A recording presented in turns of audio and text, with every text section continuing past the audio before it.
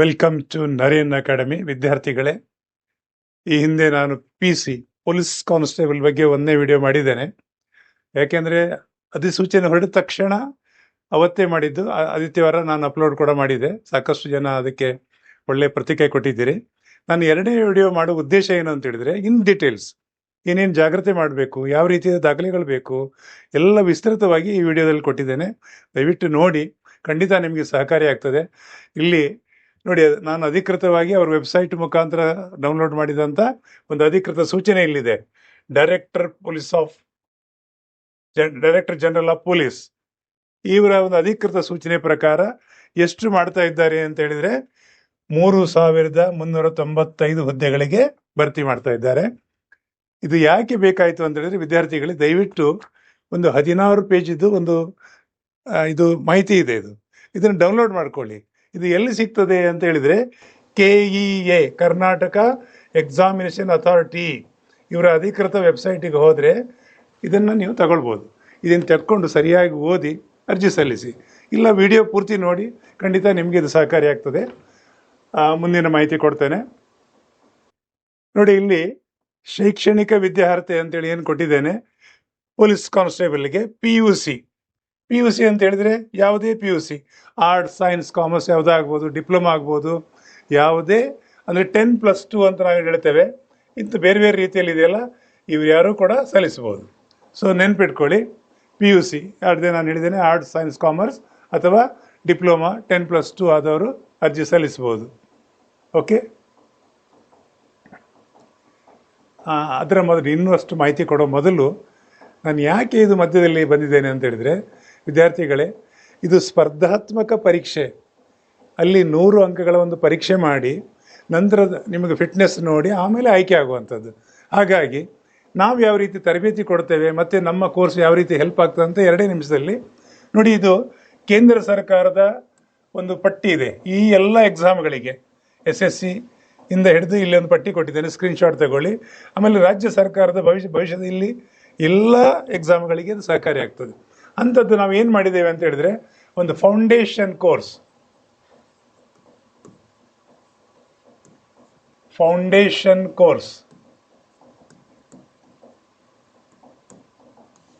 ಈ ಕೋರ್ಸ್ಗೆ ನಮ್ಮದೇ ಒಂದು ಆ್ಯಪ್ ಇದೆ, ನರೇನ್ ಅಕಾಡೆಮಿ. ಗೂಗಲ್ ಪ್ಲೇಸ್ಟೋರ್ಗೆ ಡೌನ್ಲೋಡ್ ಮಾಡಿದ ಮೇಲೆ ಈ ಕೋರ್ಸ್ ಪರ್ಚೇಸ್ ಮಾಡಿದರೆ ಏನು ಲಾಭ ಅಂತ ಹೇಳಿದರೆ, ನೋಡಿ, ಯಾವುದೇ ಸ್ಪರ್ಧಾತ್ಮಕ ಪರೀಕ್ಷೆಯಲ್ಲಿ ಇತಿಹಾಸ, ಸಂವಿಧಾನ, ಜಿಯೋಗ್ರಫಿ, ಕರೆಂಟ್ ಅಫೇರ್ಸು, ಆಮೇಲೆ ನಿಮಗೆ ಕನ್ನಡ ಭಾಷಾಜ್ಞಾನ, ಹಲವಾರು ವಿಷಯಗಳದ್ದು ಎಲ್ಲ ರೆಕಾರ್ಡೆಡ್ ವಿಡಿಯೋ. ಅದು 9 ಜನ ಸಂಪನ್ಮೂಲ ವ್ಯಕ್ತಿಗಳು ರೆಕಾರ್ಡ್ ಮಾಡಿದ ವಿಡಿಯೋ. ಹಾಗೆ ಒಂದು ಕಟ್ಟಡಕ್ಕೆ ಫೌಂಡೇಶನ್ ಅಗತ್ಯ ಇದೆಯೋ ಹಾಗೆ ನೀವು ಪಾಸ್ ಆಗಬೇಕಾದ್ರೆ ಫೌಂಡೇಶನ್ ಬೇಸಿಕ್ ನಾಲೆಜ್ ತಿಳ್ಕೊಂಡ ಮೇಲೆ ಮತ್ತೆ ನೀವು ಯಾವ ಎಕ್ಸಾಮ್ ಕಟ್ತಾ ಇದ್ದೀರಿ ಅದರ ಹಿಂದಿನ ಪ್ರಶ್ನೆ ಪತ್ರಿಕೆ ಮೇಲೆ ಪ್ರಾಕ್ಟೀಸ್ ಮಾಡಿದರೆ ಖಂಡಿತ ಇಲ್ಲಿ ಪಾಸ್ ಮಾಡಲಿಕ್ಕೆ ಸಾಧ್ಯತೆ ಇದೆ. ಆ ನೆಲೆಯಲ್ಲಿ ನಾವು ಇದು ನಮ್ಮ ಸಂಸ್ಥೆ ಒಂದು ಸೋಷಿಯಲ್ ಎಂಟರ್ಪ್ರೈಸಸ್ ಕಾನ್ಸೆಪ್ಟಲ್ಲಿ ಇರೋದ್ರಿಂದ ಕೇವಲ 2,000 ರೂಪಾಯಲ್ಲಿ ನಿಮಗೆ ಇದು ಕೋರ್ಸ್ ತೊಗೊಳ್ಳಿಕ್ಕಾಗ್ತದೆ. ಸರ್, ಅದು ಬೇಡ, ನಮಗೆ ಕಷ್ಟ ಆಗ್ತದೆ ಅಂತ ಹೇಳಿದರೆ ನೀವೇನು ಮಾಡ್ಬೋದು, ನಮ್ಮ ಯೂಟ್ಯೂಬ್ ಮುಖಾಂತರವೂ ಕಲಿಬೋದು. ಇಷ್ಟನ್ನು ಹೇಳ್ತಾ ಮುಂದಿನ ಮಾಹಿತಿಗೆ ಹೋಗ್ತೇನೆ. ಈ ಸ್ಲೈಡಲ್ಲಿ ವಯೋಮಿತಿ ಎಷ್ಟೆಷ್ಟು ಅಂತೇಳಿ ನೋಡಿ. 18 ವರ್ಷ ಪೂರೈಸಿದವರು, ಈಗಾಗಲೇ ನಿಮಗೆ ಹೇಳಿದ್ದೇನೆ, 18 ವರ್ಷ ಪೂರ್ಣಗೊಂಡಿರಬೇಕು. 18 ವರ್ಷ ಪೂರ್ಣಗೊಂಡವರು. ಹಾಗಿದ್ರೆ ಗರಿಷ್ಠ ಮಿತಿ ಎಷ್ಟು ಅಂತೇಳಿ, ಸಾಮಾನ್ಯ ಅಭ್ಯರ್ಥಿಗೆ 33 ವರ್ಷ. ಇಲ್ಲಿ ಪರಿಶಿಷ್ಟ ಜಾತಿ ಪಂಗಡ SC ST ಇವರಿಗೆ 38 ವರ್ಷ. ಇದು ಆಚೆಚಾಗಿದೆ, ಹಾಗಾಗಿ ನಾನು ಇಲ್ಲಿ ಕೊಟ್ಟಿದ್ದೇನೆ. ಎಷ್ಟು? 38 ವರ್ಷ. ಆಮೇಲೆ OBC ಇವರಿಗೆ 35 ವರ್ಷ. ನೆನ್ಪಿಡಿ, ಇದು ಚಿತ್ರ ಆಚೆ ಆಗೋದ್ರಿಂದ ನೋಡಿ, ಇಲ್ಲಿ 35 ವರ್ಷ OBC, ಆಮೇಲೆ 38 ವರ್ಷ SC ST ಪರಿಶಿಷ್ಟ ಜಾತಿ ಪಂಗಡ ಇವರಿಗೆ ಇಷ್ಟು ವರ್ಷ. ಆಮೇಲೆ ಬುಡಕಟ್ಟು ಅಂತ ಹೇಳಿದ್ರೆ ST ಅವ್ರಿಗೂ ಕೂಡ 38 ವರ್ಷ ಇದೆ. ಇಲ್ಲಿ ಇನ್ನೊಂದು ಸೇವಾ ನಿರತ ಪುರುಷ ಅಭ್ಯರ್ಥಿಗಳಿಗೆ ಎಷ್ಟು ಅಂತ ಹೇಳಿದ್ರೆ 38 ವರ್ಷ. ಪರಿಶಿಷ್ಟ ಜಾತಿ ಪಂಗಡ ಮತ್ತು ಪ್ರವರ್ಗದವರಿಗೆ ಅಂದ್ರೆ OBC ಅವರಿಗೆ 40 ವರ್ಷ. ಇದು ಕೂಡ ಒಂದು ಪಾಯಿಂಟ್ ಇದೆ, ಇದನ್ನೆಲ್ಲ ನೋಟ್ ಮಾಡ್ಕೊಳ್ಳಿ. ಮತ್ತೆ ನಾನು ಹೇಳಿದಾಗೆ ಇದರಲ್ಲಿ ಡೀಟೇಲ್ಸ್ ಇದೆ, ನೋಡ್ಕೊಳ್ಳಿ, ಖಂಡಿತ ನಿಮಗೆ ಸಹಕಾರಿಯಾಗ್ತದೆ. ಇನ್ನು ಟೈಮ್ ಲೈನ್, ಯಾವಾಗ ಅರ್ಜಿ ದಿನಾಂಕ ಪ್ರಾರಂಭ ಯಾವಾಗ, ಕೊನೆಗೆ ಯಾವಾಗ ಅಂತೇಳಿ ಇಲ್ಲಿ ಕೊಟ್ಟಿದ್ದೇನೆ. ನೋಡ್ಕೊಳ್ಳಿ, ಇದು ನಿಮಗೆ ತುಂಬಾ ಸಹಕಾರಿ ಆಗ್ತದೆ. ಅರ್ಜಿ ದಿನಾಂಕ 8/6/2026 ಅಂತ ಹಾಕಿದ್ದಾರೆ. ಬಟ್ ವೆಬ್ಸೈಟ್ ಕೆಲವು ಸಲ ಸರಿ ಇರ್ದಿದ್ರೆ ಒಂದೆರಡು ದಿವಸ ಆಚೆ ಆಗ್ಬೋದು. ಗಡಿಬಿಡಿ ಮಾಡಬೇಡಿ, ಎಲ್ಲ ದಾಖಲೆಗಳನ್ನು ರೆಡಿ ಮಾಡಿಕೊಂಡು ಹೋಗಿ. ಒಂದೆರಡು ದಿವಸ ಲೇಟ್ ಆದ್ರೂ ಅಡ್ಡಿಲ್ಲ. ಯಾಕೆ ಅಂದ್ರೆ ಕೊನೆಯ ದಿನಾಂಕ 3/7/2026 ಇದೆ, 1 ಪಾಯಿಂಟ್. ಆಮೇಲೆ ಶುಲ್ಕ ಪಾವತಿಗೆ 4/7 ಇದೆ. ಸೊ ಹಾಗಾಗಿ ದಿನಗಳಿರೋದ್ರಿಂದ ನನ್ನ ಒಂದು ವಿದ್ಯಾರ್ಥಿಗಳಲ್ಲಿ ಏನು ಅಂತ ಹೇಳಿದ್ರೆ, ಎಲ್ಲ ದಾಖಲೆ ಗಡಿಬಿಡಿ ಮಾಡಬೇಡಿ, ಎಲ್ಲ ದಾಖಲೆಗಳನ್ನು ತೆಗೆದುಕೊಂಡು ಹೋಗಿ. 2 ದಿವಸ ಲೇಟ್ ಆದ್ರೂ ಅಡ್ಡಿಲ್ಲ. ಮತ್ತೆ ವೆಬ್ಸೈಟ್ ಕೂಡ ಕೆಲವು ಸಲ ಆಚೆ ಆದ್ರೂ ಒಂದು 2 ದಿವಸ ಲೇಟ್ ಆಗ್ಬೋದು. 8 ಅಂತ ಹೇಳಿದ್ದಾರೆ. ಖಂಡಿತ ಅದ್ ನೋಡಿ, ಆಯ್ತಾ. ಇನ್ನು ಇಲ್ಲಿ ಶುಲ್ಕ ಎಷ್ಟು ಅಂತೇಳಿ ಈ ಪಾಯಿಂಟ್ ಅಲ್ಲಿ ಸಾಮಾನ್ಯ ಅಭ್ಯರ್ಥಿಗೆ ಮತ್ತು ಒಬಿಸಿ ಅವರಿಗೆ ಎಷ್ಟಿದೆ? ಒಬಿಸಿ ಅಭ್ಯರ್ಥಿಗಳಿಗೆ 750 ರೂಪಾಯಿ. ಪರಿಶಿಷ್ಟ ಜಾತಿ, ಪಂಗಡ ಮತ್ತು ಟ್ರಾನ್ಸ್ಜೆಂಡರ್ ಈ ಸಲ ಈ ತೃತೀಯ ಲಿಂಗದವರಿಗೂ ಅವಕಾಶ ಕೊಡೋದ್ರಿಂದ ಇಲ್ಲಿ ಏನ್ ಮಾಡಿದ್ದಾರೆ, ಅವ್ರಿಗೂ ಕೂಡ 500 ರೂಪಾಯಿ ಇದೆ. ನೋಡಿ, ನೆನ್ಪಿಡಿ, ಎಕ್ಸ್ ಸರ್ವಿಸ್ ಮ್ಯಾನ್ ಇವರೆಲ್ಲ 500 ರೂಪಾಯಿ. ಸೊ ಇನ್ನೊಂದು ಮಾಹಿತಿ ಏನಂತ ಹೇಳಿದ್ರೆ, ಶುಲ್ಕವನ್ನ ಕಂಪಲ್ಸರಿ ಅವರು ಆನ್ಲೈನ್ ಅಲ್ಲೇ ಮಾಡಬೇಕು ಅಂತ ಹೇಳಿದ್ದಾರೆ. ಯಾವುದೇ ರೀತಿಯಲ್ಲಿ ಕ್ಯಾಶ್ ಮತ್ತೊಂದೆಲ್ಲ ಇಲ್ಲ, ಆನ್ಲೈನ್ ಪೇಮೆಂಟ್. ಈಗಂತೂ ನ್ಯೂ ಜನರೇಷನ್ ಖಂಡಿತ ಎಲ್ಲ ಆ ವಿಷಯದಲ್ಲಿ ಅದ್ಭುತ ಅವಕಾಶ ಇರೋದ್ರಿಂದ ಖಂಡಿತ ಮಾಡ್ತೀರಿ, ಮಾಡಿ. ನೆಕ್ಸ್ಟ್ ಹಾಗಿದ್ರೆ ಪೇಪರ್ ನೋಡಿ, ಇದು ನಾನೀಗ ಹೇಳ್ತಾ ಇರೋದು ನಿಮಗೆ ಇದನ್ನು ಪಾಸ್ ಮಾಡುವಂಥದ್ದು. ಇದು ಪಾಸ್ ಆದ್ರೆ ನೀವು ಫಿಸಿಕಲ್ ಫಿಟ್ನೆಸ್ ಸ್ಟ್ಯಾಂಡರ್ಡ್ ಟೆಸ್ಟ್ ಅಂತ ಏನಿದೆ ಅದಕ್ಕೆ ಹೋಗ್ತೀರಿ. ಸೊ ಏನು ಲಿಖಿತ ಪರೀಕ್ಷೆಯಲ್ಲಿ ಏನೇನು ವಿಷಯ ಇದೆ, ಮಾರ್ಕ್ಸ್ ಎಷ್ಟು ನೋಡಿ ಬಿಡುವಲ್ಲ. ಸಾಮಾನ್ಯ ಜ್ಞಾನ ಅಂತ ಹೇಳ್ತಾರೆ. ಸಾಮಾನ್ಯ ಜ್ಞಾನ ಅಂದ್ರೆ ಸಾಮಾನ್ಯ ಅಲ್ಲ, ಅದು ಅಸಾಮಾನ್ಯವಾಗಿ ಓದಬೇಕಾಗ್ತದೆ ನೀವು. ಇತಿಹಾಸ ಇದೆ, ಭಾರತದ ಸಂವಿಧಾನ ಇದೆ, ಇಲ್ಲಿ ಬಹಳ ಇಂಪಾರ್ಟೆಂಟ್ ರಾಷ್ಟ್ರೀಯ ಸ್ವಾತಂತ್ರ್ಯ ಚಳವಳಿ ಇಂಪಾರ್ಟೆಂಟ್. ಆಮೇಲೆ ಇಲ್ಲಿ ನೈತಿಕ ಶಿಕ್ಷಣ, ಮಾನಸಿಕ ಸಾಮರ್ಥ್ಯ ಕೂಡ, ಫಿಟ್ನೆಸ್ ಕೂಡ ಬಹಳ ಇಂಪಾರ್ಟೆಂಟ್. ಮನೋಬಲ ಅಂತ ಹೇಳ್ತಾರಲ್ಲ, ಅದು ಒಳಗೊಂಡ ಸಾಮಾನ್ಯ ಅಧ್ಯಯನ ಇದರಲ್ಲಿ ಒಳಗೊಂಡಿದೆ. ಸೊ ಇದನ್ನೆಲ್ಲ ನಿಮ್ಗೆ MCQ ನ ಬೇಸ್ನಲ್ಲಿ ಅಂದ್ರೆ ಚಾಯ್ಸ್ ಇರ್ತದೆ. MCQ ಮಲ್ಟಿಪಲ್ ಚಾಯ್ಸ್ ಪ್ರಶ್ನೆಗಳಿರ್ತದೆ, ಆನ್ಸರ್ ಮಾಡಬೇಕು. ಎಷ್ಟು ಪ್ರಶ್ನೆಗಳು ಅಂತ ಹೇಳಿದ್ರೆ 100 ಪ್ರಶ್ನೆಗಳು. ಎಷ್ಟು ಅಂಕಗಳು ಅಂತ ಹೇಳಿದ್ರೆ 100. ಎಷ್ಟು ಸಮಯ ಕೊಟ್ಟಿದ್ದಾರೆ ಅಂದ್ರೆ 90 ನಿಮಿಷ, ಅಂದ್ರೆ 1.5 ಗಂಟೆ. ರೈಟ್. ಇಲ್ಲಿ ನೀವು ಇನ್ನೊಂದು ಸ್ವಲ್ಪ ಗಮನಿಸಬೇಕಾಗಿದ್ದು ಏನಂದ್ರೆ, ಇದು ನಿಮ್ಮನ್ನ ಅರ್ಹತೆ ಅಂತ ಹೇಳಿದ್ರೆ ಹೈಯೆಸ್ಟ್ ಅಂಕ ಯಾರು ತಗೊಂಡಿದ್ದಾರೆ ಅವರಿಗೆ. ಉದಾಹರಣೆಗಾಗಿ ನಿಮಗೆ ವರ್ಗವರಾಗುವುದರಿಂದ ಅಲ್ಲಿ ಸಾಮಾನ್ಯ ಅಭ್ಯರ್ಥಿ ಒಂದು 10,000 ಜನ ಅರ್ಜಿ ಹಾಕಿದ್ದಾರೆ. ಈಗ ಅದರಲ್ಲಿ ಒಂದು ರಿಸರ್ವೇಶನ್ ಕೊಟ್ಟಿದ್ದಾರೆ, ನಾನು ಮುಂದೆ ಹೇಳಲಿಕ್ಕಿದ್ದೇನೆ ಯಾರ್ಯಾರು ಎಷ್ಟೆಷ್ಟು ಅಂತಿದೆ. ಆ 10,000ದಲ್ಲಿ 100 ಜನ ಸೆಲೆಕ್ಟ್ ಆಗಬೇಕಾದ್ರೆ ಹೈಯೆಸ್ಟ್ ಅಂಕ ತಗೊಂಡವರು 100 ಜನ ಸಿಗ್ತಾರೆ. ಎಷ್ಟು ಜನ? 1:5. ಅಂದ್ರೆ 500 ಜನ ಹೈಯೆಸ್ಟ್ ತಗೊಂಡವರು ದೈಹಿಕ ಸಾಮರ್ಥ್ಯಕ್ಕೆ ಹೋಗ್ತಾರೆ. ಅಲ್ಲಿ ಏನು ಫಿಸಿಕಲ್ ಸ್ಟ್ಯಾಂಡರ್ಡ್ ಟೆಸ್ಟ್ ಇದೆಯಲ್ಲ ಅಲ್ಲಿಗೆ ಹೋಗ್ತಾರೆ.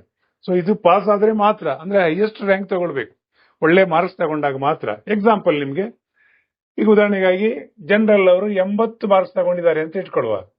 70ಕ್ಕಿಂತ ಯಾರು ಮೇಲೆ ತಗೊಳ್ಳಿದ್ರೆ ಅವರೇ ಬರ್ತಾರೆ, ಅವರಿಗೆ ಎಷ್ಟು ಬೇಕಾಗಿದೆ ಅಷ್ಟು.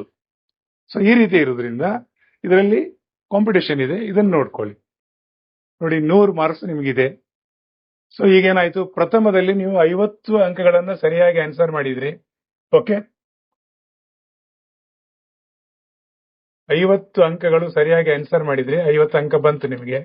ಓಕೆ, ಇನ್ನು ನಿಮ್ಗೆ 50 ಅಂಕಗಳನ್ನು ರಾಂಗ್ ಮಾಡಿ ಆನ್ಸರ್ ಮಾಡಿದ್ರಿ. ಇದರಲ್ಲಿ 25 ಸರಿ ಇದೆ ಅಂತ ಹೇಳಿದ್ರೆ 25 ಬಂತು, 75 ಆಯ್ತು ನಿಮ್ಮದು.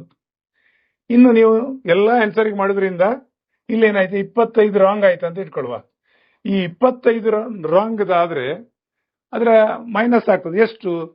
ಪ್ರತಿ ಅಂಕಕ್ಕೆ 0.25ರಂತೆ ನೀವು 25 ಅಂಕ ಲೆಸ್ ಮಾಡಿದಾಗ ಇದರಲ್ಲಿ ಎಷ್ಟು ಲೆಸ್ ಆಯ್ತು ಅಂತ ಹೇಳಿದ್ರೆ, ಈ 75ರಲ್ಲಿ ನೋಡಿ, ಈ 25 ಪ್ರಶ್ನೆ ರಾಂಗ್ ಆಗೋದ್ರಿಂದ 6.25 ಅಲ್ವಾ, ಇಷ್ಟು ಮೈನಸ್ ಆದಾಗ ಉಳಿತು ಎಷ್ಟು ಉಳಿತದೆ? 68.75 ಅಂಕ ಆಯ್ತು. ಏನಾಯ್ತು, ಈಗ ನೀವು ರಾಂಗ್ ಮಾಡ್ಲಿಕ್ಕೆ ಹೋಗಿ ಇಷ್ಟು ಕಡಿತ ಆಯ್ತು. ಅದಕ್ಕಾಗಿ ನಾನು ಹೇಳುದು, ಸರಿಯಾಗಿ ಗೊತ್ತಿದ್ರೆ ಮಾತ್ರ ಆನ್ಸರ್ ಮಾಡಿ. ಈಗ ನೀವು ಸರಿಯಾಗಿ ಮಾಡಿದ್ರೆ ಈ 75 ನಿಮಗೆ ಸಿಗ್ತಾ ಇತ್ತು, ರಾಂಗ್ ಮಾಡ್ಲಿಕ್ಕೆ ಹೋಗಿ ಇಷ್ಟು ಲೆಸ್ ಆಯ್ತು. ಈ ತರ ಕನ್ಫ್ಯೂಸ್ ಮಾಡ್ಕೊಳ್ಳಿ. ನನ್ನ ತಾತ್ಪರ್ಯ ಇಷ್ಟೇ, ನೀವು ಸರಿಯಾಗಿ 100 ಪ್ರಶ್ನೆಗಳನ್ನು ಓದಿದ ಮೇಲೆ ನಿಮಗೆ ಸರಿಯಾಗಿ ಗೊತ್ತಿದ್ದನ್ನು ಫಸ್ಟ್ ರೈಟ್ ಮಾಡಿ, ನಂತರ ನಾನು ಹೇಳಿದಾಗೆ ನಿಮಗೆ 4 ಓದಿದಿರಿ, 2 ಅಲ್ಲ ಅಂತ ಗೊತ್ತಾಗಿದೆ. ಇನ್ನು ನಿಮಗೆ ಏನ್ ಮಾಡಬೇಕು, 2ರಲ್ಲಿ ಯಾವ್ದು ಅನುಮಾನ ಇದೆ ರೈಟ್ ಮಾಡಿದಾಗ ಅಲ್ಲಿ ನೀವು ಆ ಊಟದಲ್ಲಿ ಹೆಚ್ಚು ಮಾರ್ಕ್ಸ್ ತೆಗಿಲಿಕ್ಕೆ ಸಾಧ್ಯತೆ ಇದೆ. ಒಂದು ಚೂರು ಗೊತ್ತಿಲ್ಲ ಅಂತ ಹೇಳಿದ ಮೇಲೆ ಏನ್ ಮಾಡಬೇಕು, ಬಿಟ್ಟು ಬಿಡ್ಬೇಕು. ಓಕೆ, ಬಹಳ ಕ್ಲಿಯರ್. ಆಮೇಲೆ ಇನ್ನೊಂದಿದೆ, ಅದು ಆಯ್ತು, ಇದು ರ್ಯಾಂಕ್ ಕೊಡುವಂಥದ್ದು, ಇದು ಕ್ಲಿಯರ್ ಆಯ್ತು ನಿಮಗೆ. ಇನ್ನು ನಿಮಗೆ ಇಲ್ಲಿ ಲಿಖಿತ ಕಡ್ಡಾಯ ಕನ್ನಡ ಅಂತ ಇದೆ ಅಲ್ವಾ, ಇದು ಕಡ್ಡಾಯ ಕನ್ನಡ ಎಲ್ರಿಗೂ ಅಲ್ಲ, ನೆನ್ಪಿಟ್ಕೊಳ್ಳಿ. ಅದಕ್ಕೆ ಹೇಳಿದ್ದು, ಇದನ್ನು ನೀವು ಡೌನ್ಲೋಡ್ ಮಾಡಿದ್ರೆ ಕ್ಲಿಯರ್ ಆಗ್ತದೆ. ಯಾರು SLC ವರೆಗೆ ಕನ್ನಡವನ್ನು ಓದಿದಿರಿ ಕನ್ನಡ ಮೀಡಿಯಂದಲ್ಲಿ ನಿಮಗೆ ಅಗತ್ಯ ಇಲ್ಲ.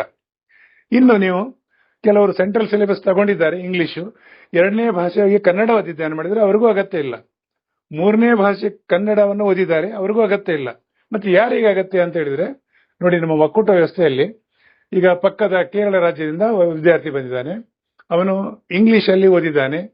ಪ್ರಥಮ ಭಾಷೆಯಾಗಿ ಅವನದು ಮೇನ್ ಇಂಗ್ಲಿಷ್ ಮೀಡಿಯಂ, 2ನೇ ಭಾಷೆಯಾಗಿ ಅವನು ಮಲಯಾಳಂ ತಗೊಂಡಿದ್ದಾನೆ, 3ನೇದಾಗಿ ಹಿಂದಿ ತಗೊಂಡಿದ್ದಾನೆ. ಬಟ್ ಅವನು ಅರ್ಜಿ ಹಾಕಿದ್ದಾನೆ, ಆದ್ರೆ ಈ ಪರೀಕ್ಷೆ ಅವನು ಬರೀಬೇಕು, ಕಂಪಲ್ಸರಿ ಅವನಿಗೆ.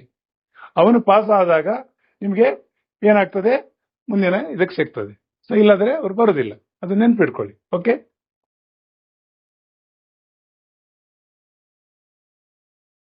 ಇಲ್ಲಿ ನಾನೀಗ ಆಗ ಹೇಳಿದಾಗೆ ಪರೀಕ್ಷೆಯಲ್ಲಿ ರಿಟರ್ನ್ ಎಕ್ಸಾಮ್ OMR ಸೀಟ್ ಕೊಡ್ತಾರೆ. ಇಲ್ಲಿ ನೋಡಿ, ಈ ತರ ಇದೆ. ಇದರಲ್ಲಿ ಯಾವುದು ಸರಿ ಇದೆ ಅಂತ ತುಂಬಿಸ್ಲಿಕ್ಕೆ ನಿಮಗೆ ನೋಡಿ, ಇಲ್ಲಿ ಒಂದು ಮಾಹಿತಿ ಕೂಡ ಕೊಟ್ಬಿಟ್ಟಿದ್ದೇನೆ ಯಾವ ರೀತಿ ಇರ್ತದೆ ಅಂತೇಳಿ. OMR ಸೀಟ್ ಈ ತರ ಇರ್ತದೆ. ಈಗ 1ನೇದಲ್ಲಿ ಇಲ್ಲಿ ಸರಿ ಮಾಡಿದ್ದಾರೆ, ಇವರು ಹೊಂಡ ತುಂಬಿಸಿದ್ದಾರೆ. ಆಮೇಲೆ ಇಲ್ಲಿ 3ನೇದಿಗೆ ತುಂಬಿಸಿದ್ದಾರೆ. ಈ ರೀತಿ ತುಂಬಿಸ್ಲಿಕ್ಕಿದೆ. ಅಂದ್ರೆ ನಿಮ್ಗೆ ಯಾವ್ದು ಸರಿಯಾದ ಗೊತ್ತಿದೆ ಅಲ್ಲಿ 1, 2, 3, 4, 5, 6 ಹೀಗೆ ಆಯ್ಕೆ ಕೊಟ್ಟಾಗ ಅದನ್ನು ತುಂಬಿಸುವಂತದ್ದು. ಇಲ್ಲಿ ಆಯ್ಕೆ ಕೊಟ್ಟಿದ್ದಾರೆ, ABCD ಇರ್ಬೋದು, ಅಥವಾ 1, 2, 3, 4, 5 ಇರ್ಬೋದು. ಸೊ ಇಲ್ಲಿ ಇನ್ನೊಂದು ಏನಾಗಿದೆ, ಉತ್ತರಿಸಿರುವ ನೋಡಿ, ಬಹಳ ಇಂಪಾರ್ಟೆಂಟ್ ಪಾಯಿಂಟ್. ಈಗ ನೀವು 100 ಪ್ರಶ್ನೆಗಳನ್ನು ಆನ್ಸರ್ ಮಾಡಿ ತಗೊಂಡು ಓದಿದ್ದೀರಿ, 75ಕ್ಕೆ ನೀವು ಆನ್ಸರ್ ಮಾಡಿದಿರಿ ಅಂತ ಇಟ್ಕೊಳ್ಳುವ. ನಿಮ್ಗೆ ಮನಸ್ಸಲ್ಲಿ 75 ಮಾರ್ಕ್ಸ್ ಬಂದೇ ಬರ್ತದೆ. ಇನ್ನು 25 ಬಿಟ್ಟಿದ್ದೇನೆ ಅಂತ ನಿಮ್ಗೆ ಅನ್ಸಿದ್ರೆ ಹೆಚ್ಚುವರಿಯಾಗಿ 5 ನಿಮಿಷ ಕೊಡ್ತಾರೆ ನಿಮ್ಗೆ. ನೋಡಿ, ಬಹಳ ಇಂಪಾರ್ಟೆಂಟು. ಆ ಹೆಚ್ಚುವರಿ ಕೊಟ್ಟ 5 ನಿಮಿಷದಲ್ಲಿ ಯಾವುದೆಲ್ಲ ಬಿಟ್ಟಿದ್ದೀರಿ ನೀವು 25, ಅದನ್ನ ತುಂಬಿಸ್ಬೇಕು. ಈ ತರ ನೆನ್ಪಿಡಿ. ಆಗ ನಿಮ್ಗೆ 25 ನೀವು ತುಂಬಿಸಲಿಲ್ಲ ಅಂತ ನಿಮಗೆ ಗೊತ್ತಾಗಿದೆ. 75 ನೀವು ಬನ್ನಿ ಮನೆಗೆ, ಇವತ್ತಿನ ಗೂಗಲ್ ಯುಗದಲ್ಲಿ ಸರ್ಚ್ ಮಾಡಿದ್ರೆ ನಿಮ್ಗೆ 75 ನಿಮ್ಗೆ ಅಲ್ಲೇ ಗೊತ್ತಾಗ್ತದೆ ರಿಸಲ್ಟ್. ಬಹಳ ಅದ್ಭುತವಾದ ವ್ಯವಸ್ಥೆ ಮಾಡಿದೆ ನಮ್ಮ ಕರ್ನಾಟಕ ಸರ್ಕಾರ. ಇದು ನಿಮ್ಗೆ ಖಂಡಿತ ನಿಮ್ಗೆ ಸಹಕಾರಿಯಾಗ್ತದೆ. ಸೊ ಇದು ಇಂಪಾರ್ಟೆಂಟು, ನೆನ್ಪಿಟ್ಕೊಳ್ಳಿ. ಓಕೆ, ಸೊ ಲಿಖಿತ ಪರೀಕ್ಷೆ ಆಧಾರದಲ್ಲಿ ಮುಂದೆ ನಾನು ಹೇಳಿದಾಗೆ ನೀವು ಆಲ್ರೆಡಿ ಹೈಯೆಸ್ಟ್ ಅಂಕ ತಗೊಂಡಿದ್ದೀರಿ. ನೆಕ್ಸ್ಟ್ ಏನ್ ಮಾಡ್ತಾರೆ, ಇಲ್ಲಿ ಕೊಟ್ಟಿದ್ದೇನೆ ಈ ಇದರಲ್ಲಿ. ನೆಕ್ಸ್ಟ್ ಏನ್ ಮಾಡ್ತಾರೆ, ನಿಮ್ಗೆ ಫಿಸಿಕಲ್ ಫಿಟ್ನೆಸ್, ಅದು ಬಹಳ ಇಂಪಾರ್ಟೆಂಟ್ ಅಲ್ವಾ. 1:5 ಅಂತ ಹೇಳಿದ್ರೆ ಈಗ ನಾವು ಎಷ್ಟು ಪೋಸ್ಟ್ ಇದೆ, 3395 ಗುಣಿಸು 5 ಅಷ್ಟು ಜನ ಬರ್ತಾರೆ, ವರ್ಗವಾರು ಬರ್ತಾರೆ. ಯಾಕಂದ್ರೆ ವರ್ಗವಾರು ಪಟ್ಟಿ ಕೂಡ ಇದೆ. ಆ ವರ್ಗವಾರು ಬಂದಾಗ 1:5ದಲ್ಲಿ ಏನಾಗ್ತದೆ ಅಂತ ಹೇಳಿದ್ರೆ ಇದನ್ನೆಲ್ಲ ಏನ್ ಮಾಡ್ತಾರೆ, ಅವರಿಗೆ ಫಿಸಿಕಲ್ ಸ್ಟ್ಯಾಂಡರ್ಡ್. ಅದಕ್ಕೆ ಏನ್ ಮಾಡಿದ್ದಾರೆ, ಇಲ್ಲಿ ವೆಬ್ಸೈಟ್ ಕೊಟ್ಟಿದ್ದಾರೆ. ನೀವು ಎಕ್ಸಾಮ್ ಪಾಸ್ ಆಗಿದ್ದೀರಿ, ಎಲ್ಲ ಗೊತ್ತಾಗಿದೆ, ಕಾಯ್ತಾ ಇದ್ದೀರಿ, ಕಾಲ್ ಸುಮ್ಮನೆ ಕೂತ್ಕೊಳ್ಳೋದಲ್ಲ, ಈ ವೆಬ್ಸೈಟ್ಗೆ ಭೇಟಿ ಕೊಡ್ಬೇಕು. KE ಮತ್ತು ಇಲ್ಲಿ ಪೊಲೀಸ್ ಡಿಪಾರ್ಟ್ಮೆಂಟ್ ಇದು ವೆಬ್ಸೈಟ್ಗೆ ಭೇಟಿ ಕೊಟ್ರೆ ಫಿಟ್ನೆಸ್ಗೆ ಯಾವಾಗ ಕರಿತಾ ಇದ್ದಾರೆ, ಯಾವ ಡೇಟು, ಎಲ್ಲಿ ಕರೆದಿದ್ದಾರೆ, ಎಲ್ಲ ಡೀಟೇಲ್ಸ್ ಗೊತ್ತಾಗ್ತದೆ. ಅದು ಬಹಳ ಇಂಪಾರ್ಟೆಂಟ್. ಇಲ್ಲಿ ಹೋಗಿ ನೀವು ಸೆಲೆಕ್ಟ್ ಆದ್ಮೇಲೆ ಮತ್ತೆ ಡಾಕ್ಯುಮೆಂಟ್ ವೆರಿಫಿಕೇಶನ್ ಅಲ್ಲಿ ನಿಮಗೆ ಜಾಬ್ ಸಿಕ್ಕುವಂಥದ್ದು. ಸೊ ಪ್ರಥಮ ನೀವು ಹೈಯೆಸ್ಟ್ ರ್ಯಾಂಕ್ ಬರಬೇಕು, 2ನೇದಲ್ಲಿ ಇದರಲ್ಲಿ ನೀವು ಫಿಟ್ನೆಸ್ ಆಗ್ಬೇಕು. ಓಕೆ, ಕೊಟ್ಟಿದ್ದಾರೆ. ಪ್ರವೇಶ ಪತ್ರ ಪ್ರತ್ಯೇಕವಾಗಿ ಕಳಿಸಲಾಗುವುದಿಲ್ಲ, ವೆಬ್ಸೈಟೇ ನೋಡ್ಬೇಕು, ಡೇಟ್ ನೋಡ್ಬೇಕು, ಹೋಗ್ಬೇಕು. ಹಾಗಾಗಿ ಮೋಸ್ಟ್ ಇಂಪಾರ್ಟೆಂಟ್.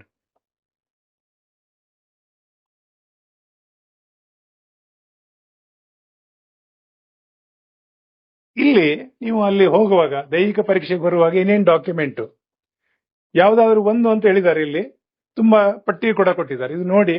ಇದು ನಿಮ್ಗೆ ಈ ದಾಖಲೆಗಳ ಹೆಚ್ಚಿನ ಎಲ್ಲರ ಹತ್ರ ಇದೆ. ಯಾಕೆ ಅಂತ ಹೇಳಿದ್ರೆ ನಮ್ಮಲ್ಲಿ ಈಗ ಸಾಕಷ್ಟು ಡಿಜಿಟಲ್ ಆಗಿದ್ರಿಂದ ಎಲ್ಲವೂ ಇದೆ. ಪಾಸ್ಪೋರ್ಟ್, ಓಕೆ, ಚಾಲನಾ, ಡ್ರೈವಿಂಗ್ ಲೈಸೆನ್ಸ್, ಪ್ಯಾನ್ ಕಾರ್ಡ್, ರಾಜ್ಯ ಸರ್ಕಾರ ಅಥವಾ ಇದಕ್ಕೆ ಯಾವ್ದಾದ್ರು ನಿಮಗೆ ಕೊಟ್ಟ ID ಕಾರ್ಡ್, ಸಾರ್ವಜನಿಕ ಬ್ಯಾಂಕು, ಅಂಚೆ ಕಚೇರಿ ವಿತರಿಸುವ ಭಾವಚಿತ್ರ ಇರುವಂತದ್ದು ID ಕೊಟ್ರೆ ಅದು, ಭಾವಚಿತ್ರ ನೋಂದಣಿ ಆಗಿರುವ ಸ್ವತ್ತಿನ ದಾಖಲೆ ಪತ್ರ. ಈಗೆಲ್ಲ ನಿಮ್ಮ ಹೆಸರಲ್ಲಿ ಆಸ್ತಿ ಇದ್ರೆ ಅದರಲ್ಲಿ ಕೂಡ ಈಗ ಫೋಟೋ ಬರ್ತಾ ಇದೆ, ಅಂಥದ್ದೇನೋ ದಾಖಲೆ ಇದ್ರೆ ಅದು ಕೂಡ ಬರ್ಬೋದು. ಆಮೇಲೆ ಭಾವಚಿತ್ರದ ದಾಖಲೆ ಪಟ್ಟಾ ಪುಸ್ತಕ ಅದು ಕೂಡ ಈಗ ಇತ್ತೀಚೆಗೆ ಬರ್ತಾ ಇದೆ. ಆಮೇಲೆ ಯಾವುದೇ ಈಗ ಜಾತಿ ಸರ್ಟಿಫಿಕೇಟ್ ಎಲ್ಲ ಕೊಡುವಾಗ ಈಗ ಕಂಪಲ್ಸರಿ ಫೋಟೋ ಹಾಕ್ತಾರೆ, ಅಂಥದ್ದಿದ್ರು ಓಕೆ. ಮಾಜಿ ಸೈನಿಕರು ಪಿಂಚಣಿದಾರರಿದ್ರೆ ಅವ್ರಿಗೂ ಕೂಡ ಫೋಟೋ ಸಮೇತ ದಾಖಲೆಗಳಿರ್ತದೆ, ಅದು ಕೂಡ ತರ್ಬೋದು. ಆಮೇಲೆ ಜಾಬ್ ಕಾರ್ಡ್ಗಳಿರ್ತದೆ, ಅದು ಕೂಡ ತರ್ಬೋದು. ಆಮೇಲೆ ಯಾವುದು ಎಪಿಕ್ ಅಂತ ಹೇಳಿದ್ರೆ ನಿಮ್ಗೆ ವೋಟರ್ ID ಅದು ಕೂಡ ತರ್ಬೋದು. ಮತ್ತೆ ಆಧಾರ್, ಇದರಲ್ಲಿ ಯಾವ್ದಾದ್ರು ಒಂದು ತಗೊಂಡು ಹೋಗ್ಬೇಕು. ನೀವು ಹೇಳಿದ್ದಾರೆ ಪಾಸ್ ಆದವರಿಗೆ ಪ್ರತ್ಯೇಕವಾಗಿ ಯಾವುದೇ ಕಳಿಸೋದಿಲ್ಲ, ವೆಬ್ಸೈಟ್ ನೋಡಬೇಕು, ಡೇಟು ಮತ್ತೆ ಟೈಮಿಂಗ್ ಎಲ್ಲ ಕೊಟ್ಟಿರ್ತಾರೆ, ಅಲ್ಲಿಗೆ ಹೋಗ್ಬೇಕು ನೀವು ಇದೆಲ್ಲ ತಗೊಂಡು. Most important.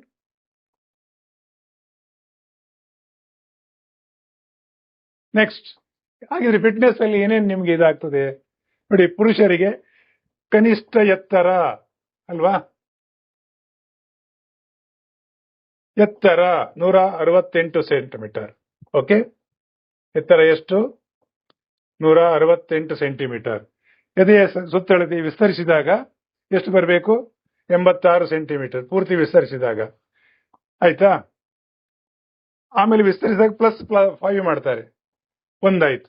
ಆಮೇಲೆ ಇಲ್ಲಿ ಮಹಿಳೆಯರಿಗೆ ಕನಿಷ್ಠ ಎತ್ತರ 157 ಸೆಂಟಿಮೀಟರ್. ಇಲ್ಲಿ ತೂಕ ತಗೊಳ್ತಾರೆ, 45 kg ಇರಬೇಕು. ಆಮೇಲೆ ಇಲ್ಲಿ ಕರ್ನಾಟಕ ಗುಡ್ಡಗಾಡು ಪ್ರದೇಶದವರು ಅಂದ್ರೆ SC/ST ಅವರಿಗೆ, ಅರಣ್ಯ ಪ್ರದೇಶದಲ್ಲಿ ವಾಸಿಸೋರಿಗೆ ಬೇರೆ ಬೇರೆ ಕೊಟ್ಟಿದ್ದಾರೆ. ಸ್ಕ್ರೀನ್ಶಾಟ್ ತಗೊಳ್ಳಿ.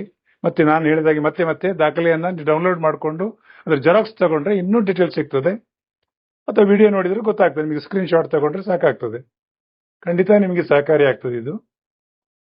ಎಸ್. ಆಮೇಲೆ ನಿಮ್ಗೆ ಅಲ್ಲಿ ಏನೇನು ಮಾಡಿಸ್ತಾರೆ ಅಂತ ಹೇಳಿದ್ರೆ 1600 ಮೀಟರ್ ಓಟ 6 ನಿಮಿಷ 30 ಸೆಕೆಂಡ್ ಅಲ್ಲಿ ಪೂರೈಸಬೇಕು ಪುರುಷರು. ಎತ್ತರ ಜಿಗಿತ 1.25 ಮೀಟರ್ ಇಲ್ಲದಂತೆ ಇದು ಮಾಡುವಂಥದ್ದು. ಗುಂಡು ಎಸೆತ 7 kg to 6 kg. ಇದನ್ನ 3 ಅವಕಾಶಗಳು ಕೊಡ್ತಾರೆ, ಅದರಲ್ಲಿ ಮತ್ತೆ ಸೆಲೆಕ್ಷನ್ ಆಗ್ತದೆ. ಇಲ್ಲಿ ಮಹಿಳೆಯರಿಗೆ 400 ಮೀಟರ್, ಓಕೆ, 2 ನಿಮಿಷದ ಮೀರದಂತೆ ಅವರು ಪೂರೈಸಬೇಕು. ಎತ್ತರ ಜಿಗಿತ ಇದೆ 0.90 ಮೀಟರ್ಗಿಂತ ಕಡಿಮೆ ಇಲ್ಲದಂತೆ ಎತ್ತರ ಜಿಗಿತವನ್ನು ಪೂರೈಸಬೇಕು. ಗುಂಡು ಎಸೆತ 4 kg ಇರ್ತದೆ ಇವರಿಗೆ, ಇದನ್ನ 3.75 ಮೀಟರ್ಗಿಂತ ಕಡಿಮೆ ಇಲ್ಲದಂತೆ ಎಸಿಬೇಕು ಅವರು. ಸೊ ಇದು ಕೂಡ ಒಂದು ಒಳ್ಳೆ ಅದ್ಭುತವಾದ ಅವಕಾಶ ಇದೆ. ಫಿಟ್ನೆಸ್ ಪ್ರಾಕ್ಟೀಸ್ ಮಾಡಿ, ಖಂಡಿತ ಸಾಧ್ಯತೆ ಇದೆ ನಿಮಗೆಲ್ಲ. ಆಮೇಲೆ ದೂರದೃಷ್ಟಿ ಬಗ್ಗೆ ಇದನ್ನು ತಗೊಳ್ಳಿ. ಅದು ನೀವು ಕರ್ನಾಟಕ ಅಲ್ಲಿ ಇದಕ್ಕೆ ಹೋದ್ರೆ ಅವ್ರು ಇದನ್ನು ರೆಡಿ ಮಾಡಿ ಕೊಡ್ತಾರೆ, ಆಗ ನಿಮ್ಗೆ ಸಮಸ್ಯೆ ಇಲ್ಲ. ಅಲ್ಲಿ ಕೂಡ ಇದು ಮಾಡ್ತಾರೆ, ಆದ್ರೂ ಕೂಡ ಒಂದ್ಸಲ ಮುಂಚೆ ಪರೀಕ್ಷೆ ಮಾಡ್ಕೊಳ್ಳಿ. ಇಲ್ಲಾಂದ್ರೆ ಅಲ್ಲಿಗೆ ಯಾಕೆ ಹೋಗುದು ಅಂತ ನಿಮ್ಗೆ ಗೊತ್ತಾಗ್ಬಿಡ್ತದೆ ಅಲ್ವಾ, ಸಾಧಾರಣ ಗೊತ್ತಿರ್ತದೆ. ಅದು ಒಂದು. ಇನ್ನು ಅರ್ಜಿ ಸಲ್ಲಿಸುವಾಗ ನಿಮ್ಗೆ ದಾಖಲೆ ಯಾವುದು ಬೇಕು ಅಂತೇಳಿ ಮೋಸ್ಟ್ ಇಂಪಾರ್ಟೆಂಟ್. ಇತ್ತೀಚಿನ ಭಾವಚಿತ್ರ ಒಂದು ತೆಗಿಬೇಕು, ಅಲ್ಲಿ ಕೂಡ ಅಪ್ಲೋಡ್ ಮಾಡ್ಲಿಕ್ಕೆ ಇರ್ತದೆ. ಸೊ ಅದು ಬಹಳ ಇಂಪಾರ್ಟೆಂಟ್. ನೀವು ಶಿಸ್ತಲ್ಲಿ ಕಾಲರ್ ಇಲ್ಲದ ಟೀ ಶರ್ಟ್ ಇಂಥದೆಲ್ಲ ಹಾಕೊಳ್ಳಿಕ್ಕಿಲ್ಲ. ಒಳ್ಳೆ ಶರ್ಟ್ ಹಾಕೊಳ್ಳಿ, ಕಾಲರ್ ಇರಬೇಕು, ಸರಿಯಾಗಿ ಒಂದು ನೋಡುವಾಗ ಒಂದು ಶಿಸ್ತಿನ ಸಿಪಾಯಿ ಹಾಗೆ ಕಾಣ್ಬೇಕಲ್ವಾ. ಸೊ ನಿಮ್ದೇ ಸ್ಟೈಲಲ್ಲಿ ಇದ್ದು ಇದು ಮಾಡೋದಲ್ಲ, ಒಳ್ಳೆ ಭಾವಚಿತ್ರ ತೆಗೀರಿ. ಆಮೇಲೆ ಆಧಾರ್ ಕಾರ್ಡ್ ಮೋಸ್ಟ್ ಇಂಪಾರ್ಟೆಂಟು, ಯಾಕಂದ್ರೆ ನೀವು ಯಾರು ಏನು ಎಲ್ಲ ಡೀಟೇಲ್ಸ್ ಅದರಲ್ಲಿ ಇರ್ತದೆ. ಸೊ ಅರ್ಜಿ ಸಲ್ಲಿಸುವಾಗ ದಿನಾಂಕದೊಳಗೆ ಈ ಎಲ್ಲ ಇದು ನಿಮ್ದು ಏನು SLC ಮಾರ್ಕ್ಸ್ ಕಾರ್ಡ್ ಇಲ್ಲಿ ಕೊಟ್ಟಿದೆ ನೋಡಿ, SLC ಮಾರ್ಕ್ಸ್ ಕಾರ್ಡ್ ನಿಮ್ಮ ಜನ್ಮ ದಿನಾಂಕಕ್ಕೆ ಅದರಲ್ಲಿ ಜಾತಿ ಕೂಡ ನಮೂದಿಸಿದ್ರೆ ಅದು ಕೂಡ ಹೆಲ್ಪ್ ಆಗ್ತದೆ. ಅದು ಬಹಳ SLC ಮೋಸ್ಟ್ ಇಂಪಾರ್ಟೆಂಟ್. ನೀವು ಅರ್ಜಿ ಹಾಕಿದ್ದು PUC ಬೇಸ್ ಅಲ್ಲಿ ಇದ್ರೂ ಕೂಡ SLC ಮಾರ್ಕ್ಸ್ ಕಾರ್ಡ್ ಬಹಳ ಇಂಪಾರ್ಟೆಂಟ್ ಇರುತ್ತೆ, ಅದು ಒಂದು. ಆಮೇಲೆ ಇಲ್ಲಿಗೆ ಸ್ಕೂಲ್ ಟ್ರಾನ್ಸ್ಫರ್ ಸರ್ಟಿಫಿಕೇಟ್ ಇದು ಕೂಡ ಬಹಳ ಇಂಪಾರ್ಟೆಂಟ್ ಆಗಿದೆ, ಇದು ಕೂಡ ನೆನ್ಪಿಟ್ಕೊಳ್ಳಿ. ಆಮೇಲೆ ಜನ್ಮ ದಿನಾಂಕ, ಒಂದ್ ವೇಳೆ ಇದರಲ್ಲಿ ಕೆಲವರಿಗೆ ನಮ್ಮ ಹಾಗೆ ಹಳಿಯವರು ಇದ್ದಾರೆ ಜನ್ಮ ದಿನಾಂಕ ಇರ್ತಿರ್ಲಿಲ್ಲ. ಸೊ ಅದು ಇಲ್ಲ ಅಂತ ಹೇಳಿದ್ರೆ ಈಗ ಪ್ರಾಧಿಕಾರದಿಂದ ತಗೊಳ್ಬೇಕು ಜನ್ಮ ದಿನಾಂಕ ಸರ್ಟಿಫಿಕೇಟ್, ಮೋಸ್ಟ್ ಇಂಪಾರ್ಟೆಂಟ್. HNOC ಇರ್ತದೆ, ಇಲ್ಲಿ ಕೊಟ್ಟಿದ್ದೇನೆ ಇದು ಕೂಡ. ಈ ಜನ್ಮ ದಿನಾಂಕ ಕೂಡ ಬಹಳ ಇಂಪಾರ್ಟೆಂಟ್. ಎಲ್ಲಾ ದಾಖಲೆಗಳನ್ನು ಇಟ್ಕೊಂಡು ಹೋಗಿ ಅರ್ಜಿ ಸಲ್ಲಿಸಿ. ಆಮೇಲೆ ಆಧಾರ್ ಕಾರ್ಡ್ ಅಂತೂ ಹೇಗೋ ಬೇಕೇ ಬೇಕು. ನೆಕ್ಸ್ಟ್ ಇಲ್ಲಿ ಸಂಕ್ಷಿಪ್ತ ರೂಪದಲ್ಲಿ ಅಲ್ಲಿ ಏನಾಗ್ತದೆ, ನಿಮ್ಗೆ ಅರ್ಜಿಯನ್ನ ಹಾಕುವಾಗ ಆನ್ಲೈನ್ ಅಲ್ಲಿ ಇದು GM ಅಂತಿದೆ. ಏನು ಅಂತ ಹೇಳಿದ್ರೆ ಜನರಲ್ ಮೆರಿಟ್. ಆಮೇಲೆ SC schedule caste, ST schedule tribe, category 1 ಅದು ನೀವು ಎಲ್ಲ ಯಾವ ವರ್ಗದವರು ಇದ್ದೀರಿ ನೀವು ಅದಕ್ಕೆ ನಮ್ಮ ಕರ್ನಾಟಕ ಸರ್ಕಾರದ OBC ಇದಕ್ಕೆ ಹೋದ್ರೆ ಯಾವ್ಯಾವ ಜಾತಿ OBCಯಲ್ಲಿ ಬರ್ತದೆ ಅಂತ ಪಟ್ಟಿ ಸಿಗ್ತದೆ. ಹಾಗೆ ಸೆಂಟ್ರಲ್ ಎಕ್ಸಾಮ್ ಆಗ ಸೆಂಟ್ರಲ್ ಪಟ್ಟಿ ಸಪರೇಟ್ ಇದೆ. ಕೆಲವು ಜಾತಿ ನಮ್ಮ ಕರ್ನಾಟಕದಲ್ಲಿ OBCಯಲ್ಲಿ ಇದ್ರು, ಕೆಲವು ಸೆಂಟ್ರಲ್ ಲಿಸ್ಟ್ ಅಲ್ಲಿ ಇರುವುದಿಲ್ಲ. ಅದಕ್ಕೆ ಕರ್ನಾಟಕ OBC ಅವರು ಏನು ಅವ್ರದ್ದು ವೆಬ್ಸೈಟ್ ಇದೆ ಹಿಂದುಳಿದ ವರ್ಗದ್ದು, ಅಲ್ಲಿ ಹೋದಾಗ ಹಿಂದುಳಿದ ವರ್ಗದ ಪಟ್ಟಿ ಅಂತ ಹೇಳಿದಾಗ ಎಲ್ಲಾ ಜಾತಿಯವರು. ಸರ್ ನಾನು ವರ್ಗವಾರು ಇಷ್ಟಪಡೋದಿಲ್ಲ, ಸಾಮಾನ್ಯದಲ್ಲಿ ಸ್ಪರ್ಧೆ ಮಾಡ್ತೀನಿ ಅಂದ್ರೆ ಖಂಡಿತ ಮಾಡ್ಬೋದು. ಯಾವುದೇ ವ್ಯಕ್ತಿ ಸರ್ ನನಗೆ ವರ್ಗದ ಅಗತ್ಯ ಇಲ್ಲ, ಸಾಮಾನ್ಯ ಅಭ್ಯರ್ಥಿಯಾಗಿ ನಾನು ಸ್ಪರ್ಧೆ ಮಾಡ್ತೇನೆ ಅಂದ್ರೆ ನಿಮಗೆ ಕೇವಲ ನಿಮ್ಮ ಯಾವುದು ಶೈಕ್ಷಣಿಕ ದಾಖಲೆ ಅದೆಲ್ಲ ಬೇಕಾಗ್ತದೆ. ಸೊ ಇದು ಕೂಡ ಒಂದು ಇಂಪಾರ್ಟೆಂಟ್ ಪಾಯಿಂಟ್. ಇಷ್ಟನ್ನು ಹೇಳ್ತಾ ನೋಡಿ ವಿದ್ಯಾರ್ಥಿಗಳೇ, ಈ ಒಂದು ಒಳ್ಳೆಯ ಅವಕಾಶ. ಇನ್ನು ಕರ್ನಾಟಕ ಸರ್ಕಾರ ಮುಂದಿನ ದಿನಗಳಲ್ಲಿ SDA, FDA, ಆಮೇಲೆ ವಿಲೇಜ್ ಅಕೌಂಟೆಂಟು, PDO ಇದನ್ನೆಲ್ಲ ಕರೀತಾ ಇದ್ದಾರೆ. ಆದಷ್ಟು ಬೇಗ ಸಿದ್ಧತೆ ಮಾಡಿಕೊಳ್ಳಿ. ಇದು ಒಂದು ಮುಖ್ಯವಾಗಿ ನಾನು ನಮ್ಮ ಎಲ್ಲ ಕನ್ನಡ ನಾಡಿನ ಮಕ್ಕಳಲ್ಲಿ ಮನವಿ ಏನಂತ ಹೇಳಿದ್ರೆ, ನಿಮಗೆ ತುಂಬಾ ಅವಕಾಶ ಇದೆ. ಈಗಂತೂ ಡಿಜಿಟಲ್ ಮೇಲಲ್ಲಿ ನಾವು ಆಗ ಪ್ರಥಮದಲ್ಲಿ ಹೇಳಿದ ಹಾಗೆ ಡೌನ್ಲೋಡ್ ಮಾಡ್ಕೊಂಡು ಕಲೀರಿ. ಇಲ್ಲ ಸರ್ ನಮಗೆ ಯೂಟ್ಯೂಬ್ ಅಲ್ಲಿ ನೋಡ್ಬೇಕಾದ್ರೆ ಯೂಟ್ಯೂಬ್ ಮುಖಾಂತರ ಕಲೀರಿ. ಮುಂದಿನ ಸಲ ಇನ್ನೊಂದು ವಿಷಯ ತಗೊಂಡು ಬರ್ತೇನೆ. Thank you very much.